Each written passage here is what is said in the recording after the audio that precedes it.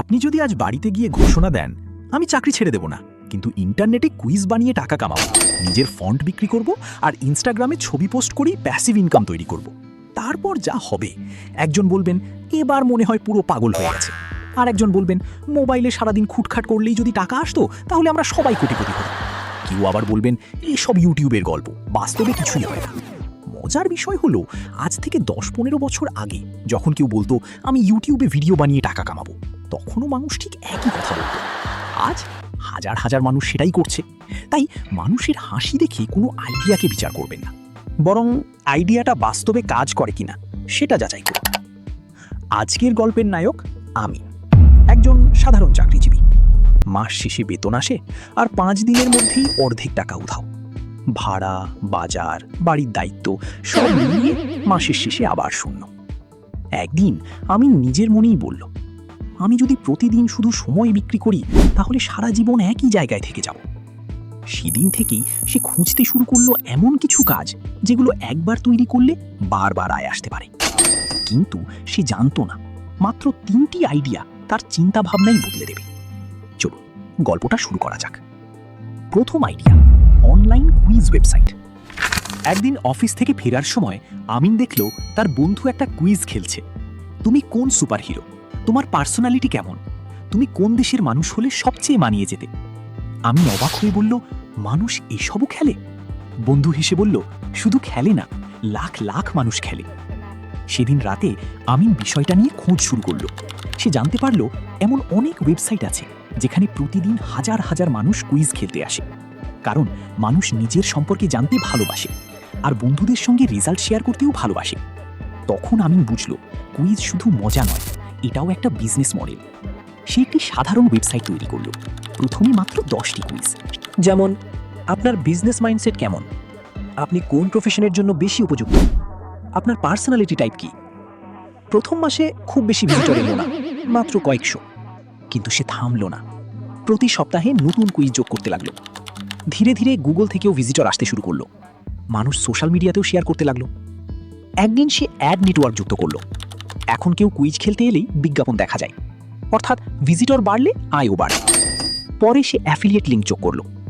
ধরুন কুইজের রেজাল্ট অনুযায়ী কোনো বই, কোনো কোর্স বা কোনো প্রোডাক্ট সাজেস্ট করলো। কেউ কিনলে কমিশন পেল। এখানেই শেষ নয়, কিছু প্রিমিয়াম কুইজ পেইড করে আনলক করার সুযোগও রাখলো। একটি কুইজ অনেকবার মানুষের কাছে পৌঁছাতে পারে, একবার তৈরি অনেকবার ব্যবহার। এই কারণেই এটিকে অনেকেই ডিজিটাল অ্যাসেট বলে। তবে মনে রাখবেন, শুধু এআই দিয়ে এলোমেলো কুইজ বানালে হবে না, মানুষের কাজে লাগিয়ে এমন কুইজ বানাতে হবে, না হলে ভিজিটর আসবে না। আমিনও এটা বুঝতে সময় নিয়েছিল, কিন্তু ধৈর্য ধরেছিল বলেই ফল পেয়েছিল। আজ তার ওয়েবসাইটে প্রতিদিন নতুন মানুষ আসে, আর সে ঘুমিয়েও ওয়েবসাইট কাজ করে যায়। এটাই প্যাসিভ ইনকামের সবচেয়ে বড় শক্তি। দ্বিতীয় আইডিয়া, ফন্ট তৈরি ও বিক্রি। কুইজ ওয়েবসাইট থেকে সামান্য আয় শুরু হওয়ার পর আমিনের আত্মবিশ্বাস একটু বাড়ল, কিন্তু সে বুঝতে পারছিল একটি মাত্র আয়ের উৎসের উপর নির্ভর করা ঠিক হবে না। তাই সে আবার নতুন কিছু শেখা শুরু করলো। একদিন সোশ্যাল মিডিয়াতে স্ক্রল করতে করতে একটি পোস্ট তার চোখে পড়ল।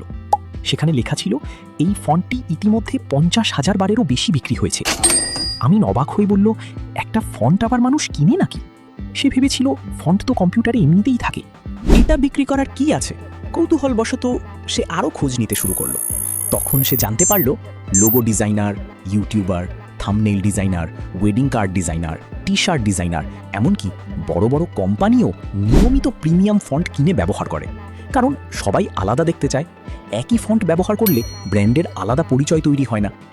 আমিন তখন ভাবল, আমি যদি এমন একটি ফন্ট বানাতে পারি যেটা অন্যদের থেকে আলাদা, তাহলে এটাও তো একটি ডিজিটাল প্রোডাক্ট, একবার তৈরি তারপর বারবার বিক্রি। কিন্তু সমস্যা হলো সে ফন্ট বানাতেই জানে না। এখানেই থেমে যায়। আমিন থামল না, সে প্রতিদিন মাত্র আধা ঘন্টা করে শিখতে লাগলো। প্রথমে অক্ষরের শেপ, তারপর স্পেসিং, তারপর কার্নিং, তারপর ফন্ট এক্সপোর্ট করা। প্রথম ফন্ট একদমই ভালো হয়নি। বন্ধুকে দেখাতেই সে হেসে বলল, এটা ফন্ট না, মনে হচ্ছে ক্লাস 1-এর হাতের লেখা। আগের আমিন হলে হয়তো সেদিনই ছেড়ে দিত, কিন্তু এবার সে হেসেই বলল, আজকে খারাপ, আগামী মাসে ভালো হবে। এই মানসিকতাই তাকে অন্যদের থেকে আলাদা করল। সে দ্বিতীয় ফন্ট বানালো, তারপর তৃতীয়, তারপর একদিন নিজের ফন্ট প্যাকেজ তৈরি করলো। সেখানে regular version, bold version, italic version, সংখ্যা, চিহ্ন সব কিছুই সুন্দরভাবে সাজিয়ে দিল। তারপর ডিজিটাল মার্কেট প্লেসে আপলোড করলো। প্রথম সপ্তাহ কোনো সেল নেই, দ্বিতীয় সপ্তাহ তবুও নেই, তৃতীয় সপ্তাহ একটি নোটিফিকেশন এলো, congratulations, your font has been purchased. টাকার পরিমাণ খুব বেশি ছিল না, কিন্তু নোটিফিকেশনটা আমিনের কাছে লাখ টাকার সমান ছিল, কারণ প্রথমবার কেউ তার তৈরি ডিজিটাল প্রোডাক্ট কিনেছে। এরপর সে আরও ফন্ট বানাতে লাগলো, কখনো মিনিমাল স্টাইল, কখনো হ্যান্ডরিটেন স্টাইল, কখনো মডার্ন স্টাইল। ধীরে ধীরে একটা নয়, 10টা নয়, অনেকগুলো ফন্ট জমে গেল। এখন নতুন ফন্ট আপলোড করলেও পুরনোগুলো বিক্রি হতে থাকে, অর্থাৎ পুরনো পরিশ্রম এখনও আয় এনে দিচ্ছে। এটাই ডিজিটাল অ্যাসেটের আসল শক্তি। তবে একটি বিষয় সবসময় মনে রাখবেন, অন্যের ফন্ট কপি করে বা সামান্য পরিবর্তন করে কখনো বিক্রি করার চেষ্টা করবেন না। এতে কপিরাইট সমস্যা হতে পারে। নিজের অরিজিনাল কাজ হয়তো একটু ধীরে এগোবে, কিন্তু দীর্ঘমেয়াদী সেটাই সবচেয়ে নিরাপদ। আমিনও এই পথটাই বেছে নিয়েছিল, আর সেই কারণেই আজ তার তৈরি ফন্ট বিভিন্ন ডিজাইনার ব্যবহার করছে। কিন্তু গল্প এখানেই শেষ নয়, কারণ এরপর আমিন এমন একটি প্যাসিভ ইনকাম মডেল খুঁজে পেল যেখানে প্রতিদিন নতুন প্রোডাক্ট বানানোরও দরকার নেই। শুধু একটি নির্দিষ্ট বিষয় নিয়ে নিয়মিত ভালো কন্টেন্ট দিলেই ধীরে ধীরে তৈরি হতে পারে একটি বড় অডিয়েন্স, আর সেই অডিয়েন্সই পরে আয়ের সবচেয়ে বড় উৎস হয়ে দাঁড়ায়। সেই আইডিয়াটির নাম ইনস্টাগ্রাম থিম পেজ।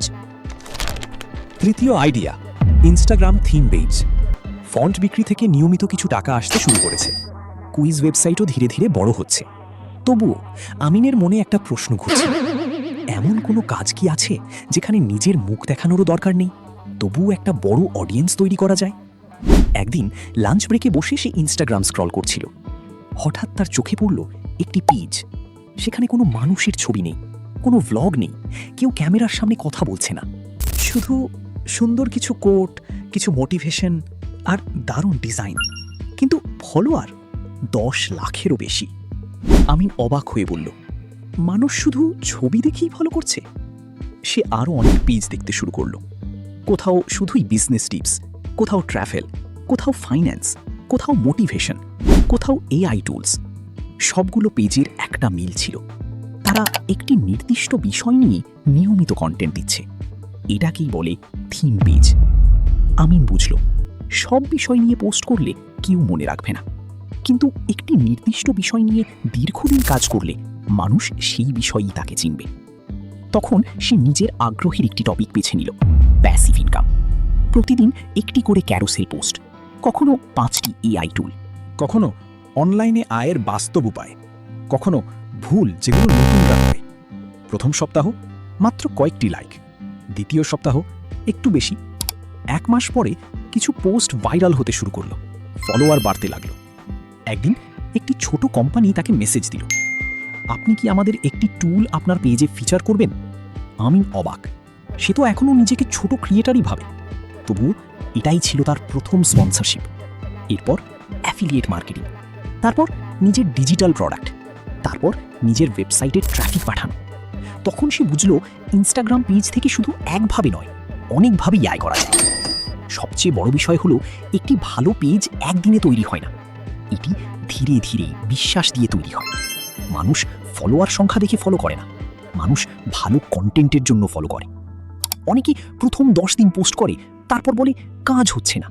কিন্তু বীজ বপনের পর পরের দিন যদি ফল খুঁজতে যান, তাহলে কি ফল পাবেন? অবশ্যই না। ডিজিটাল জগতেও একই নিয়ম, আগে ভ্যালু, তারপর ট্রাস্ট, তারপর ইনকাম। আমিনও এই নিয়মটাই মেনেছিল। তাই 1 বছর পরে তার 3টি অ্যাসেট তৈরি হয়ে গেল, একটি কুইজ ওয়েবসাইট, কয়েকটি প্রিমিয়াম ফন্ট আর একটি ইনস্টাগ্রাম থিম পেজ। একদিন অফিস থেকে বাড়ি ফেরার পথে সে সেই মানুষগুলোর কথা মনে করল যারা একসময় বলেছিল এসব করে কিছু হবে না।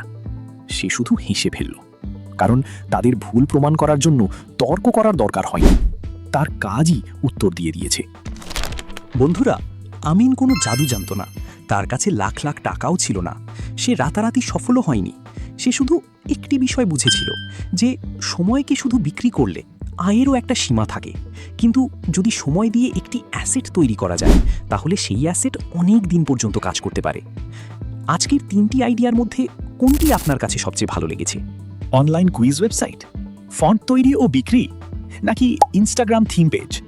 কমেন্টে অবশ্যই জানাবেন। আর এমনই বাস্তব, সহজ এবং ভবিষ্যৎমুখী প্যাসিভ ইনকাম আইডিয়া জানতে চ্যানেলটি সাবস্ক্রাইব করে পাশে থাকুন। আমি আবারও ফিরব নতুন একটি গল্প নিয়ে।